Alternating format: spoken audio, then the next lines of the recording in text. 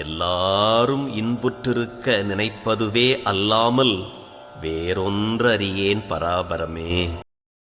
தை மாதத்திற்குண்டான ராசி பலன்கள் வாருங்கள் பார்ப்போம். மீனம் ராசினியர்களே, தை மாதம் மீன ராசிக்காரங்களுக்கு ரொம்ப நல்லா இருக்க போகுது. 6ஆம் பாவாதிபதியாக இருக்கக்கூடிய உழைப்பு, தொழில், முன்னேற்றம். இந்த உலகத்துல கஷ்டப்பட்டாதான் ஏதாவது கிடைக்கும் அப்படிங்கிற தத்துவம் தான் இந்த உலக இயல்பு. அந்த அடிப்படையில 6ஆம் பாவாதிபதி சூரியன் 11ஆம் இடத்தில் அமர்கிறதுனாலையும் அவர் அங்கிருந்து உண்டு 5ஆம் இடத்தை பார்த்து கொண்டிருக்கிறதுனால நீங்கள் பெருமையாக புகழோடு கூடிய நல்ல முன்னேற்றத்தை சந்திக்கக்கூடிய ஒரு இயல்பான நல்ல மாதமாக இந்த மாசம் இருக்கும். நிறைய பேர் பார்த்தீங்கன்னா சிவன் கோயிலுக்கு சென்று வருவீர்கள், குலதெய்வ வழிபாடு பண்ணிட்டு வருவீங்க. அதையும் குறிப்பாக சொல்லணும், வீட்டுக்குள்ள சுப செய்திகள் சுபகாரியங்கள் பேசப்படுவதற்கு வாய்ப்புகள் உண்டு. நீங்கள் இதுவரை வணங்கி வந்த கடவுள் தெய்வம் அந்த அருள் என்பது உங்களுக்கு அடையாளப்படுத்தப்படும். நிறைய பேர்களுக்கு பார்த்தீங்கன்னா 11ஆம் இடத்துல சூரியன் இருப்பது என்பது இயற்கை வரம் கொடுக்கும்னு பேரு. நீங்க கொடை எடுத்துட்டு போகாட்டி மழை வராதுங்கிற அளவுக்கு இந்த சூரிய பகவான் உங்களுக்கு நல்ல வெளிச்சத்தை கொடுக்கக்கூடிய ஒரு மாதம். இதுவரையும் பட்ட காசு பணம் கஷ்டங்கள் எல்லாம் தீரும். யாரையெல்லாம் நம்ப முடியல அப்படின்னு வருத்தப்பட்டீங்களோ அவங்க மூலமாக நல்லதுகள் கிடைக்கும். கொஞ்சம் உங்க மன அளவுல ஒரு மாற்றங்கள் நிகழக்கூடிய வாய்ப்புகள் இருக்கும். நிறைய விஷயங்களை நீங்க உங்க பாதையில புரிஞ்சிக்க போறீங்க. இளம் பிள்ளைகளாக இருக்கக்கூடியவங்க நல்லா படிக்க ஆரம்பிப்பாங்க, நல்ல தெளிவா யோசிக்க ஆரம்பிப்பாங்க.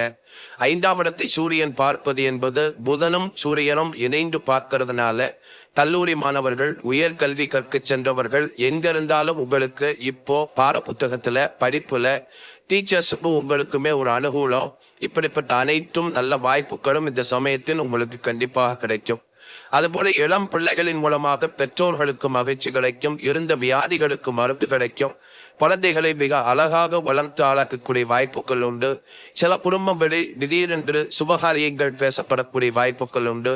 அது மட்டுமல்ல, 11ஆம் இடத்திற்கும் 3ஆம் இடத்திற்கும் 2 கிரகங்கள் அமர்ந்து கொண்டு பார்க்கின்ற காரணத்தினால இடமாற்றங்கள், தொழில் மாற்றங்கள், உத்தியோக மாற்றங்கள், வீடு மாற்றங்கள், எதையாவது ஒன்று வித்துட்டு ஒன்று வாண்டலாங்கிற அளவுக்கு உங்களுடைய எண்ணங்கள் இதெல்லாம் வருவதற்கும் இந்த காலகட்டத்தில் சாத்தியக்கூறுகள் உண்டு.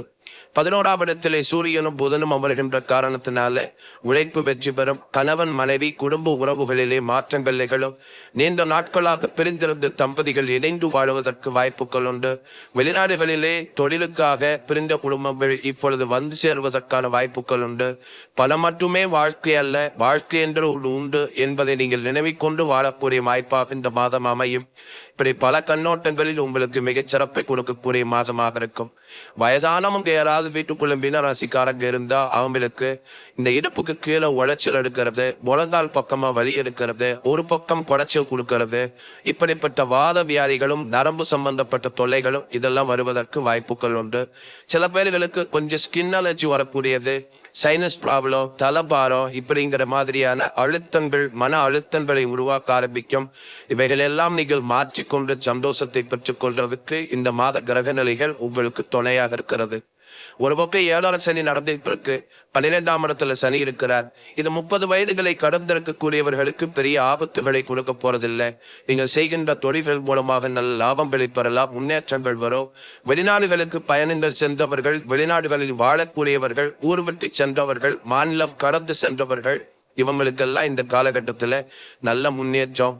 அந்த ஊர்ல ஏதாவது ஒன்று வாங்கின, ஒரு சொத்து வாங்கின, ஒரு வீட பால் காய்ச்சின, ஒரு வண்டி வாங்கின, கார் வாங்கின, குடும்பத்தோடு இப்போ நாங்கள் ரொம்ப சந்தோஷமா இருக்கிறோம் இப்படி என்று ஒத்துக்கொள்ளுகின்ற அளவிற்கு சில மனசுக்குள்ள சந்தோஷப்படுகின்ற வாய்ப்புகள் நிறைவாக இருக்கிறத நீங்க பார்ப்பீங்க. உங்க ராசியிலேயே சுக்கரன் உச்சம் பெற்றிருக்கின்றார். இந்த சுக்கரன் சொல்லக்கூடிய கிரகம் தான் விடிவில்லின்னு சொல்லுவோம். அந்த கிரகம் இப்பொழுது உச்சம் பெற்றிருக்கின்றார் உங்கள் ராசியில. உங்களுடைய சம்பந்தப்பட்ட உறவாளிகளுக்கு மத்தியில நீங்க கொஞ்சம் உங்களை பெருமையாக மற்றவர்கள் எல்லாம் ரோல் மாடலா எடுத்துக்கொள்ளக்கூடிய அளவிற்கு ஒரு நல்ல வித்தியாசமான நல்ல முன்னேற்றங்களை பெற்றுக் கொள்ளக்கூடிய மாதமாக இந்த மாசம் இருக்கிறத பார்ப்பீங்க. அது மட்டுமல்ல, குரு பகவான் ராசிநாதனாக இருந்து அவர் உங்களுடைய 9ஆம் இடத்தை பார்த்து கொண்டிருக்கிறார். குரு பார்க்க கோடி பாவங்கள் நிவர்த்தின்னு பேரு. காசு பணத்துக்கு கஷ்டம் வராது. இந்த சொந்த தொழில் செய்யக்கூடியவங்க, அதுலேயும் குறிப்பாக நிலம் சார்ந்த தொழில் செய்யக்கூடியவங்க, இந்த எரிபொருள் சம்பந்தப்பட்ட தொழில் நடத்தக்கூடியவங்க, இந்த ஏஜென்சி கமிஷன் புரோக்கரேஜ் நடத்தக்கூடியவங்க, கப்பல் வியாபாரம் பண்றது, டிரான்ஸ்போர்ட் வியாபாரம் பண்றது, கொரியர் கம்பெனி நடத்துறது, இப்படிப்பட்ட கம்யூனிகேஷன் சார்ந்த தொழில் பண்ணக்கூடியவங்க, இவங்களுக்கு எல்லாத்துக்குமே இந்த மாசத்துல ஒரு நல்ல முன்னேற்றம், நல்ல தகவல் ஒன்று, தூரத்து செய்தி ஒன்று மனசை சந்தோஷப்படுத்தும். இதுல 4ஆம் இடத்துல போய் செவ்வாய் அமர்ந்திருக்கிறார். இந்த 4ஆம் இடம் என்பது தாயின் உடல்நிலைகள் அப்படின்னு சொல்றது, வீட்டுக்குள்ள ஏதாவது சில பொருட்களை மாத்துறது. இந்த செவ்வாய் 7ஆம் இடத்தை பார்க்கின்ற காரணத்தால் கணவன் மனைவி குடும்பத்திலே ஒரு நல்லதொரு இனிமையான ஒரு உட்கார்ந்து பேசி தீர்த்து கொள்ளக்கூடிய அளவுக்கு ஒற்றுமை போக்குகள் வளருவது. அதே போல இந்த செவ்வாய் உங்களுடைய 10ஆம் இடத்தை பார்த்து கொண்டிருக்கிறார். இந்த 10ஆம் இடத்தை செவ்வாய் பார்க்கறதுனால சில பேர் ரொம்ப நாள் கழிச்சு ஒரு விசிட்டிக்கார போட்டு சொந்த தொழில் நடத்துறதுக்கு ட்ரை பண்ற இப்படிங்கிற அளவுக்கு நீங்கள் ஏதாவது காரியம் மாற்றுவதற்கு புறப்பட்டாலும் சிறப்பாக இருக்கும்.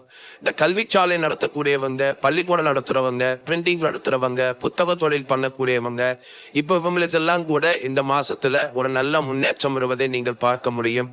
இப்படி எல்லா வகைகளிலுமே இந்த தை மாசம் என்பது மீனத்தில் பிறந்தவர்களுக்கு ஒரு கனரட்சிதமாக நம்பிக்கை தருகின்ற ஒரு புத்துணர்ச்சியை கொடுக்கக்கூடிய ஒரு நல்ல மாதமாக இருக்கிறது நீங்கள் பார்க்கலாம். உறுதியாக உங்களுக்கு தை மாசம் சிறப்பா இருக்கும்.